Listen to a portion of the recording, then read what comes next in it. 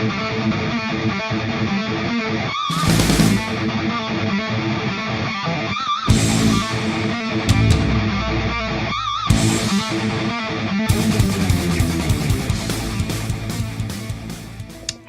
guys, what is up? Supernova here today to do Death Parade episode 11 review. Before I get into this episode was very short, very simple, very straightforward. It was the wrapping things up, I suppose, with Mayu and Harada. But I think I'm gonna get in that part first because there is a big chunk portion of the episode devoted to Chiyuki and Deckham, and that I'm gonna save it for like later on. But right now let's talk about Ginty and Harada and what's his name? Mayu, yeah. So Harada's soul hasn't returned yet, and Ginty is like playing mad dirty, giving Mayu the choice to choose between, you know, it's either him. Well, no, what was it? Oh yeah, she said she can choose another guy to go into the void in Harada's place. And this guy looks like Mad Light. He looks like Light from Death Note, like crazily like similar. And it just seems like Mayu can't bring herself to do it. She don't want to. She doesn't know this guy. Now this guy, I don't know if I think he's still alive. Maybe, I don't know. We never really go into detail who he was, but he looks like Light. So she decides not to do that. And pretty much of all of that, all we seen was them in the elevator. She's huddled in the elevator, and at first, the sign is the reincarnation symbol, which I was like, all right, cool, they're getting reincarnated, sweet. Because, you know, I don't think either of them deserve to be sent to the void, especially Mayu. But as soon as, like, you know, he's telling her how, you know, Harada's gonna wake up when they go back. And Mayu says something very, very fascinating. She says she pities arbiters. She pities them because they don't lead lives. They don't understand anything. They have no meaning to their jobs per se. She just pretty much tells Ginty, you know, I pity you guys, and Ginty just shrugs it off. Didn't give a fuck. He said whatever. And as soon as they go down the elevator, the sign from reincarnation flips and it goes to the void. So Ginty fucked these guys over. He fucked them over. They were probably assuming they were getting reincarnated. What happened is the sign on the elevator flipped from the reincarnation to the void. So that's mad fucking dirty of Ginty. Ginty just mad dirty, disgustingly dirty. Not dominantly dirty. No, you don't get the double D. Fuck Ginty. That's fucked up. You know, just fuck him with him. So easily his judgments are very, you know, shaky, not very, you know, good judgments. I much prefer Deckham's. He's just straight up with you. This guy's lying to you and just sending you places sending you other places he says he's not sending you. So you get Ginty, you get the middle finger, man. You get the middle finger. That's fucked up. That's all that happened in that part, really. I just didn't like that. It's fucked up how he did that. Really fucked up. So, I don't know if I should go into the ending part of it, or the first part of it. Oh yeah, and by the way, we see the process of them going to the void, how, you know, the skin dripping off, you see the dummies, they're floating in the elevator, and as soon as Harada wakes back up, you know, it's too late. Once they're close to each other, they just end up being dummies, souls go in the void, game over. So, very fucked up of Ginty. So, let's go into, I don't know which one to go into first, because both of them are, well, you know, let's save the Chiyuki stuff for last. Let's go to the ending, after the credits. Nona, you need to fucking run, right now. Fucking Oculus knows, he's well aware of what you're doing, and he's getting that little chinny chin chin, he's getting that beard ready to fuck some shit up, and it's like, it buds like a flower. Like, first the top of his head did it, and now then the bottom of his beard did it. So, Nona, you need to run. He knows. Don't turn your back on him. Don't just sit there and say, I can go anywhere I want. He goes, oh, that sounds nice. He's gonna do something. I don't know. Oculus looking still mad shady, like the real antagonist. I mean, yeah. I mean, he looks like a legit villain.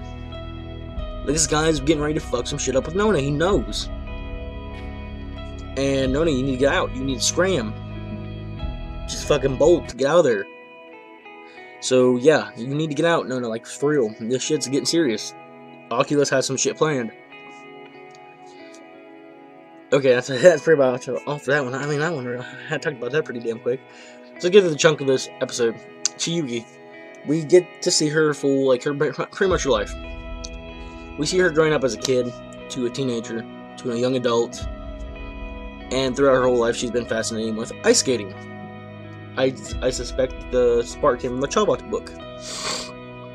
And, you know, she's doing these she's ice skating while she's remembering all this, and I gotta say, this episode, very fluent animation, very beautiful animation, up until, from beginning to end, very good animation.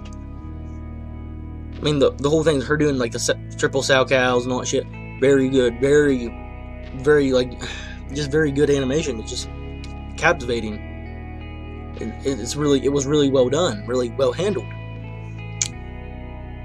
But Chiyuki has been fascinated with ice skating. She's ice skated since she's a little girl. She was fully supported by her mother and father, and she was in competitions. She won many trophies, and she skated till she was a young adult. It was her life. It was her passion. And up until the end, she remembers she got a leg injury, but she finds this out when she does I think she does another sow cow. And the knee, the same knee that she injured in real life, the skin was ripped off and the dummy part was exposed. She falls down, and this knee injury is career ending for her. She would never be able to ice skate again. And she says it wasn't the fact that she couldn't ice skate again, it was something else. How she says nobody understood. Like, they would tell her all these nice things. People would say, "Oh, it's alright, it's fine." Her mom would try to cheer her up. And wasn't the fact that she couldn't skate anymore, was the fact that nobody else understood how she felt. That's what made her most depressed. And she says, she goes on to explain how it just seemed like her life meant nothing after that. Like, she was a nothing after that. That the passion she grew up with, what she perfected her. What do you call it? She perfected her art, as you would say. She crafted her art. She perfected her craft. She spent all this time towards, and it was just blink of an eye, gone. And that's life. Something will be here the next day, and then the day after, gone. It's over. And it's just the fact that she's felt pointless and worthless without the skating. And she had decided after that, just kill herself. She committed suicide. Now we don't know what the extent she committed suicide, because it shows her in a tub, just like laying like face down in the tub. And I want to say she probably electrocuted herself or drowned herself or something. I don't know, but she killed herself because she was so depressed. And I do have a problem with that. I mean, I don't want to make this controversial because I understand there's some people who are like that. Once they lose their hobby, like, this pretty much becomes their life. It consumes them, and they lose the ability to do that hobby ever again. I can understand people might kill themselves, but I still would think that life is too beautiful. Well, not beautiful. I don't want to get in this shitty ass thing, but life is too important just to do that because of that. It sounds stupid and childish. Life is too important to do something like that, to go to that extent over something as that. I mean, yes, it became consumed you, but there's other things you can do in life. That's my personal take. Don't. It's my opinion. I didn't really like in my opinion, I didn't like the reasons for her suicide. I would have thought she would have been killed or died in an accident. But yeah, I'm still fine with it. I'm still fine with how she died. I still can understand where she's coming from at that point. I still can. I honestly can. So, we do find out how she died. She committed suicide. And she explains to Deckham how she thinks it's wrong to try to understand other people. She thinks it's wrong to try to understand each other. I'm sure you could have told. If this was the Naruto verse, that shit would not fly, like, at all. That shit would not fly at all, because Naruto, the Talk no Jutsu,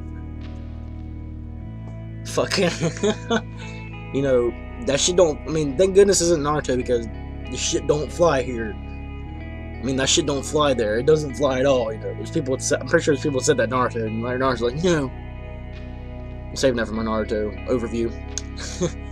Yeah, she says that. It was very fascinating to hear. You know, she's like, yeah, it's wrong to try and understand each other. And Decim says, well, are you happy or sad? And she says, I'm sad. And he goes, well, I want to try to understand you. Is that wrong?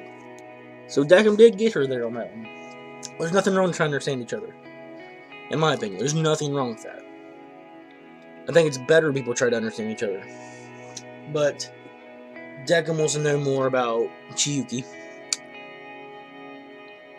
But at the same time, we see at this point, they're at the bar, they're drinking this drink that's always portrayed in the intro. And it's called the Memento Mori. And it means someday you will die, or something like that. And the further deeper meaning of it is, you will die someday, but live as much as you can, or live this moment. Live while you can. And it pretty much signifies a lot of this series, in a way. And I don't know if he spiked her drink. Yeah, dude, Decim put the blue pill in the fucking drink. I know rape jokes aren't funny. Rape is not funny. Rape is not funny. I don't condone it at all. Fuck that shit, no. I'm just saying, like, she was passed out, and, you know, before she even passes out, Decim says, yo, I'm terribly sorry. She's stunned, face first, dirt nap. Now, what he's going to do with her, it's very uncertain, because it shows the end with the next episode. He's taking her somewhere. So I guess we'll have to wait till then to see what happens. And that's pretty much all I got to say about the episode. Overall, the animation was very well, very fluent, very beautiful, from beginning to end. Pacing, well done. I did not like Genti being the dirty dog, the dirty son of a bitch that he turned out to be. And the Chiyuki stuff was very fascinating, very well done, very well handled. So overall, episode rating, I will give it a great. I will give it a great rating. Yep, great. So I'm done. Make sure to comment your guys' thoughts down below in the comment section. Rate the video and subscribe. It takes 1 second. Helps me out a lot. And as always, I will see you guys in the next video. Have a nice day.